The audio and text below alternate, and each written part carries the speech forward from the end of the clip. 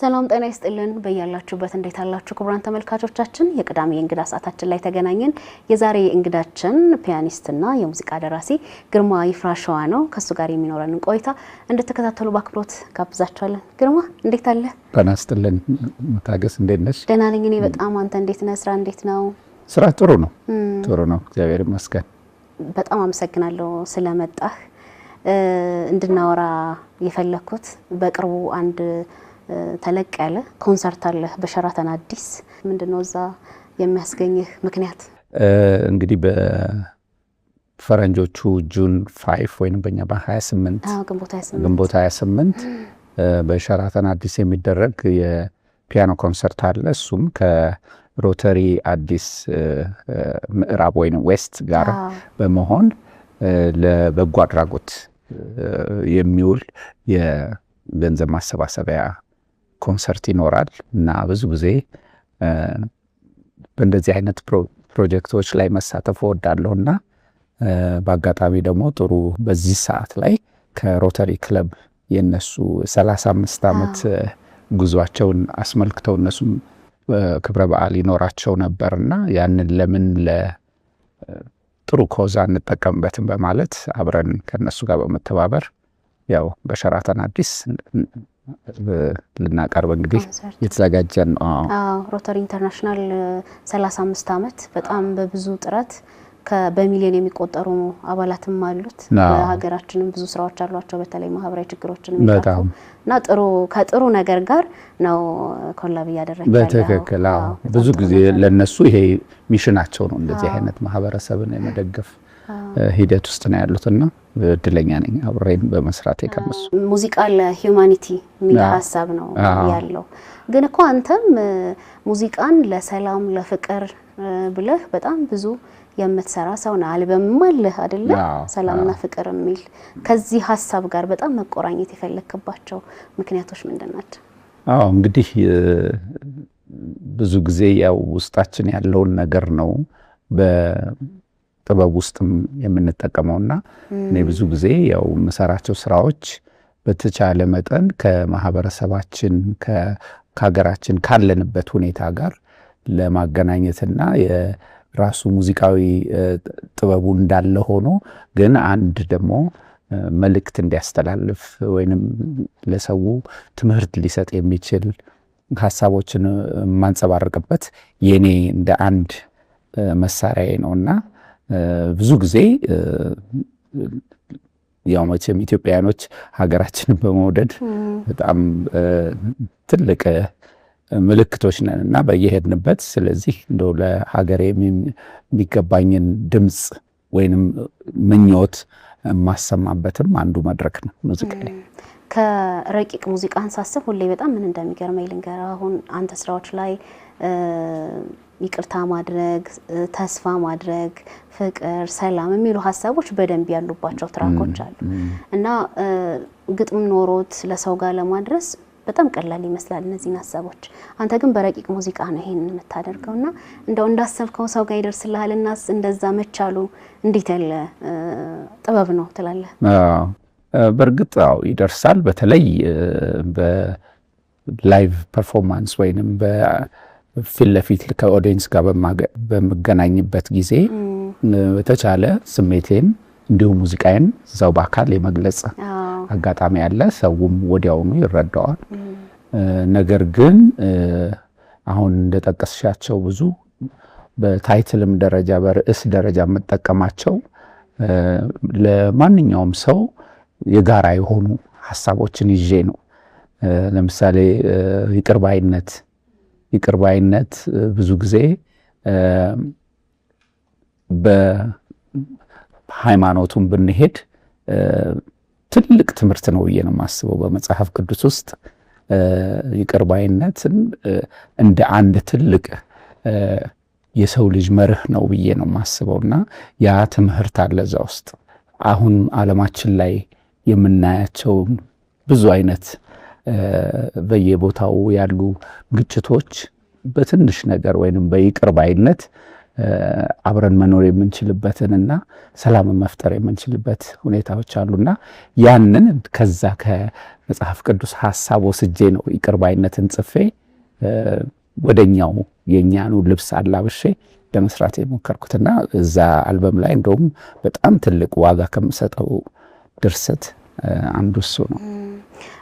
ትልልቅ ዓለም አቀፍ መገናኛ ብዙሃንና ዋሽንግተን ፖስትን ጨምሮ ስላንተ ሲጽፉ የአውሮፓን ፒያኖ ከኢትዮጵያ ባህላዊ ቅኝቶች ጋር የሙዚቃ ስልቶች ጋር እያዋሃደ ለምዕራቡ ዓለም ማቅረብ የቻለ እያሉ ይጽፉልሃል ስላንተ። እሱ ደግሞ ወደ ብዙ መድረኮች የሳበህ ይመስለኛል። ስለ ኒውዮርኩ መድረክ እናውራ። በጣም ልዩ በሆነ ትልቅ አዳራሽ ውስጥ የመጀመሪያው አፍሪካዊ ሆነ ይመስለኛል ያቀረብከው መድረክ አለ። ስለ መድረኩ ስያሜ እና ስለዛ ስራ ደግሞ ጥቂት ትነግረናል? አዎ እንግዲህ ኒውዮርክ ያለው አንድ በጣም የታወቀ ዓለም አቀፍ የኮንሰርት ሆል አለ። ካርኒጊ ሆል ይባላል እና ብዙ ጊዜ ዓለም አቀፍ አርቲስቶች ህልማቸው ነው እዛ ቦታ ላይ ሄደው ፐርፎርም ማድረግ እና እኔም እንግዲህ እድለኛ ሆኜ እዛ መድረክ ላይ መገኘቴ በእውነት በጣም በሰራኋቸው ስራዎች ላይ የበለጠ እምነት እንዲኖረኝ እስካሁንም ያለፍኩበት ሂደት ዋጋ እንዳገኘ የመሰከረልኝ ክስተት ነበርና ያው ርዕሱም ላይ ሰላም ለኢትዮጵያ የሚል ነውና በእውነት እንደ አንድ የሀገር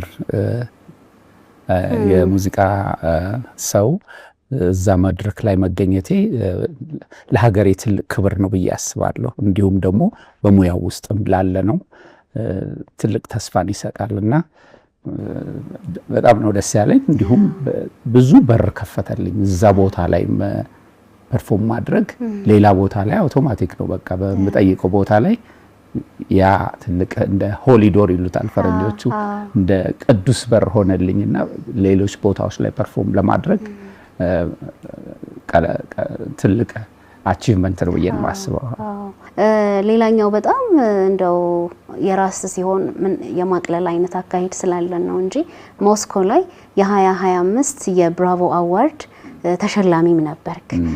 ብዙ ሙዚቃ ላይ በደንብ ትኩረት አድርገው የሚሰጥ ሽልማት ነው። መድረኩ በጣም ውብ ነው። አዳራሹ ያየሁት ነበርና ስለሱ ሽልማት ያገኘህበትን መንገድ እናንሳው በጥቂቱ። አዎ እንግዲህ ሞስኮ ቦልሾይ ቲያትር ላይ የነበረው የሽልማት ስነ ስርዓት በእውነት እኔ በፍጹም የጠበቅኩት አይደለም።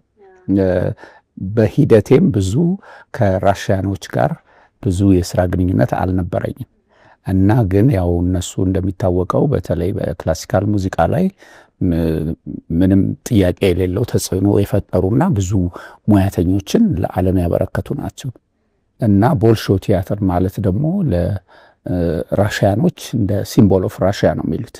የነሱ የራሽያ እንደ አንድ አይደንቲቲያቸው ነው። ለጉብኝትም ብትሄጂ ቁጥር አንድ በቱሪስቶች የሚጎበኝ እንዲሁም ደግሞ በጣም በጣም ከፍተኛ የጥበብ ውጤቶች የሚታዩበት ኮንሰርት ለማየት እዛ ምናልባት 4-5 ዓመት ጠብቀሽ የምትገቢበት ኦዲቶሪየም ነው እና ባላሰብኩት ሰዓት ላይ እንደ አንድ አፍሪካዊ የክላሲካል ሙዚቃን በኮንቲኔንቴም ላይ በዚህ ባለውበት ክፍለ ዓለም ላይም እንዲሁም ደግሞ ዓለም ላይ በማደርገው እንቅስቃሴ እንደዛ አይነት እጩ እንደሆንኩኝ በጣም ትንሽ ኢሜል ነው የመጣልኝና አላመንኩም። በኋላ ያው አንዳንድ ጊዜ እንደዚህ በሶሻል ሚዲያ ላይ የተሳሳቱ ነገሮች ይመጡ የለ ትንሽ ተጠራጥሬ ነበር። ግን እግዚአብሔር ይመስገን ነገሩ ሲሪየስ እንደሆነ ከተረዳው በኋላ እዛው ተጠርቼ መጀመሪያ ሶቺ የምትባል ከተማ ነው ሄድኩት፣ ሙሉ ፐርፎርማንስ ያለበት። ከዛ ወዲያውኑ ከአንድ ወር በኋላ ሞስኮ ተጠርቼ እዛ ላይ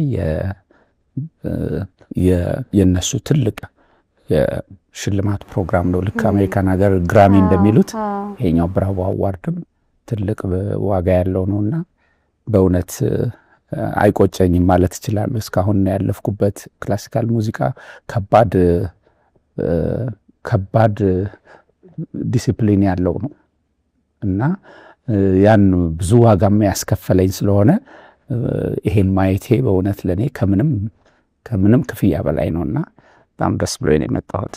እንኳን ሆነልህ እንኳንም ደስ ያለ ለማለት እንወዳለን። አመሰግናለሁ። አንድ አመት ገደማ አይ ቲንክ ሆኖታል ይመስለኛል። ወደ አሶሳ ያስኬደህ አንድ ጉዳይ ነበረ፣ አንድ የሴቶች አዳሪ ትምህርት ቤት። እዛ የነበረን ኤክስፒሪየንስ ንገረኝ እስቲ። አዎ በጣም የሚገርም ነው። እንግዲህ አሶሳ የሴቶች የአዳሪ ትምህርት ቤት አለ። ፓሮ በሚል እንግሊዝ ሀገር ነው ያለው ካምፓኒው። እነሱ ናቸው ሰፖርት የሚያደርጉትና እዛ ቦታ ላይ ቦርደር ነገር ነው፣ ለሱዳን ቦርደር ይቀርባል። አዎ ለሱዳን በጣም ቅርብ ነው፣ በጣም ቅርብ ነው። ወደ አይ ቲንክ 20 ምናምን ኪሎ ሜትር አካባቢ ነው እና እሱም እንደዚሁ ነው። እንደዚህ ከእንግሊዝ ሀገር ማስታወሻ መጣልኝ፣ እንደዚህ አይነት ነገር አለና ለዛ ትምህርት ቤት የሙዚቃ ፕሮግራም ዴቨሎፕ ማድረግ ስለምንፈልግ ፒያኖም ስለሌላቸው ፒያኖ ዶኔት ልናደርግ አስበናል ብለው እና እሱም መስጠት ብቻ ሳይሆን አንተ በዚህ ፊልድ ላይ ስላለ መተህ እዛም ፐርፎርም በማድረግና ልጆቹን ኢንስፓየር እንድታደርግልን እንፈልጋለን ብለው ሲጠይቁኝ በእውነት እኔ በልጅነቴ ያጣሁትን ነገር ነው አሁን እዚህ አገሬ ላይ መተው ፒያኖ ንስት የሚል ካምፓኒ ወይንም ለትምህርት ስርዓት ውስጥ እንዲገባላቸው ማድረጋቸው በጣም ምንም ሳላንገራግር ነው። በጣም ስሜት ይሰጣል። አንተማ በጣም ደግሞ ከልጆች ጋር በጣም ጥሩ አታችመንት አለኝና በደስታ ተቀበልኩ። የራሳችን ወጣቶች ላይ ኢትዮጵያኖች ጋር ሄዶ እንዲህ አይነት ኢንስፓይሬሽን እንደው ማስተላለፍ ከሰራሁት ስራ ትልቁ አካል ነው ብዬ ነው የማስበውና በእውነት በጣም ነው ደስ ያለኝ። አንዱንም ልጄን ይዤውን ሄድኩት።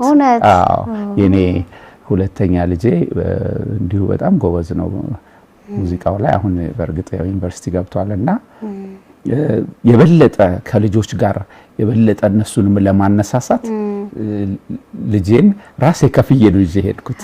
እኔ ነኝ ያው ተጋባዥ፣ ግን በቃ እስቲ ቢያዩት የበለጠ እነሱም ጥሩ ፍቅር ይኖራቸዋል፣ ጥሩ ማስታወሻ አይምሯቸው ውስጥ ይኖራል በማለት ልጄን ይዤ ሄጄ በእውነት በጣም የሚገርም ውጤት ነው ብዬ ነው የማስበው። በጣም እኔም ላየሁት ቪዲዮ እኔ ራሱ በጣም ደስተኛ ነበርኩኝ። ስለ አልበሞች ትንሽ እናውራ። ከ2001 ጀምሮ ይመስለኛል የመጀመሪያው አልበም የወጣው፣ ስለሱ ንገረን። እንግዲህ እስካሁን የሰራኋቸው የመጀመሪያ ሲዲኤ ዘ ሼፐርድ ዊዝ ዘ ፍሉት ይላል። ግን 99% የምዕራባውያን ክላሲካል ማስተርፒሶች ናቸው። በቃ የታወቁ ዓለም አቀፍ ፒሶችን ነው እዛ ውስጥ ያካተትኩት እና ሼፐርድ ዊዝ ዘ ፍሉት የኔ ኮምፖዚሽን አንድ ነች እዛ ውስጥ። ግን እሷን ሃይላይት ለማድረግ ወይንም ለማስተዋወቅ በሱ ሰይሜው እንደዛ አይነት ኮሌክሽኖችን በዛ ሰራሁ። በጣም ህልም ነበረኝ ኢትዮጵያ ውስጥ እንደዚህ የክላሲካል ሙዚቃ ይሄ ዓለም አቀፉን በአልበም ደረጃ የመስራት በጣም ፍላጎት ነበረኝና አንዱ ህልሜን ያሳካሁበት አልበም ነው። ያው የጀርመን ኤምባሲ ነው ሙሉ ለሙሉ ሰፖርት አድርጎኝ ሚኒክ ሄጄ የተቀረጽኩትና እሱ የመጀመሪያው ነው። ከዛም በኋላ መለያ ቀለም ያለ ከፈረንሳይ እና ጀርመን ኤምባሲ ጋር በመተባበር የተሰራ ከዛ እልልታ ነው። ከዛ በኋላ እልልታ ላቬን ፒስ በላቬን ፒስ ተቀየረ። እሱ እንደውም አሁን በዓለም አቀፍ ገበያ ላይ ያለ ነው። ቢልቦርድ ላይ ሁሉ ጥሩ ራንክ አግኝቷል በወቅቱ 23ኛ ደረጃ ላይ እንደዚህ ሚል አይቻለሁ እና እሱም እንግዲህ ያው የኛን ሙዚቃ በዓለም አቀፍ ቀላል ነገር አይደለም እና ከዛ በኋላ በገብረ ክርስቶስ ስራም ላይ ሰርቻለሁ። ገብረ ክርስቶስን ለመዘከር የተሰራ ስራ አለ። ከዛ በኋላ የአሜሪካን ኤምባሲ እና የፖላንድ ኤምባሲ የነሱን አገር ኮምፖዘር ስራዎች በየቦታው በየሀገራቸው ሄጄ ሪኮርድ አድርጌ ጥሩ ውጤትን አስገኝቼበታለሁ እና እንግዲህ በተለያየ መልኩ ደግሞ እንደዚህ ትናንሽ ስራዎችንም እንደዚሁ ኮንትሪቢዩት አድርጌያለሁ። ከጌትነት እንየው ግጥም ጋር የተዋሃደ አንድ ስራ አይቻለሁ። ዝምተኛ ልቦች ሳይለንት ሃርትስ አሁንም አለ እሱ በእንትን ላይ ዩቲዩብ ላይ አለ። እሱም የጌትነት ነው ስራ ነውና ዝምተኛ ልቦች ያው የተጎዱ ልቦች ዘላለም ይኖራሉ ነው። ግን ሐሳቡ መጀመሪያ ላይ በጣም በዳርክ በሆነ ወይንም ትንሽ ስሜት በተጎዳበት ነው። ግን ሙዚቃው መጨረሻ ላይ በብርሃን ነው የሚያልቀው። በጣም ዘላለም በተስፋና በደስታ ይኖራሉ ብላ ነው ኦፔራ ሲንገሯና ኦፔራቲክ ነው ፒሱ። እንዲሁ የፈረንጆቹን የኦፔራ ስታይል ተከትዬ የሰራሁት ስራ ነውና በጣም ፈረንጇም ከጀርመን ሀገር ፍሬድሪክ ትባላለች። ከጀርመን በርሊን ኦፔራ የመጣች ሰው ነች እና በጣም የታወቀች ሶፕራኖ የድምጿ ካታጎሪ ሶፕራኖ ይባላልና ከሷ ጋር ነው የሰራ ነው። ልነግርሽ አልችልም እንግዲህ አማርኛው በጣም ውብ ነው። እኔ ሳይው በጣም ነው የገረመኝ። ግጥምም ትንሽ እንዲያግዘው ተብሎ ስለተቀመጠበት እንዴት ስሜት እንደሚሰጥ በጣም ቆንጆ ነው። በጣም እሱን ጋብዝልሃለሁ ስንወጣ። በጣም ደስ ይለኛል። በጣም አመሰግናለሁ። ስለዚህ መድረኩን ጋብዝና እንጨርሳለና ቀጣይ እንግዲህ በግንቦት 28 ሸራተን አዲስ እንደ አንድ የኛ አጋዥ ሆኖ ነው የቀረበው። በዚህ አጋጣሚ አመሰግናለሁና በማንኛውም በውስጣችን ሰዎችን ለመርዳት ጊዜው ሳይኖረን አለ አይደለም 10 ሺህ ብር ነው መግቢያ የተባለው እና 10 ሺህ ብር ሄዶ አንድ ቦታ መስጠት ከባድ ነው አይደለም። ግን እንዲህ አይነት ቦታ ላይ መጥቶ ስነ ጥበብንም ደግፎ በማህበረሰባችን ላይ ሊፈጥረው የሚችለውንም ተጽዕኖ በመገንዘብ እንዲሁም ደግሞ ኮንትሪቢዩት በማድረግ አስተዋጽኦ በማድረግ እንደው አብረን እንድንሰባሰብ እንደው ለአድናቂዎቼም እንዲሁም ለማንኛውም ሙዚቃ ለሚወድ ሰውና እንዲህ ለማህበረሰቡ በጎ ነገር ለማድረግ የሚያስብ እንደው በወቅቱ ተገኝተው ይሄንን ፕሮግራም ሰፖርት ወይም መደገፍ እንዲችሉ ከትልቅ አክብሮት ጋር ነው መጋብዘውና እኔም ለፋና 90 በእውነት በጣም በጣም ነው የማመሰግነው ይሄን እድል ስለሰጣችሁ። እሺ ግርማ እግዚአብሔር ይስጥልን። በጣም አመሰግናለሁ። እሺ ክቡራን ተመልካቾቻችን ከግርማ ይፍራሸዋ ጋር የነበረን ቆይታ ይሄንን ይመስላል። አብራችሁን ስለነበራችሁ ከልብ እናመሰግናለን። በያላችሁበት መልካም ጊዜ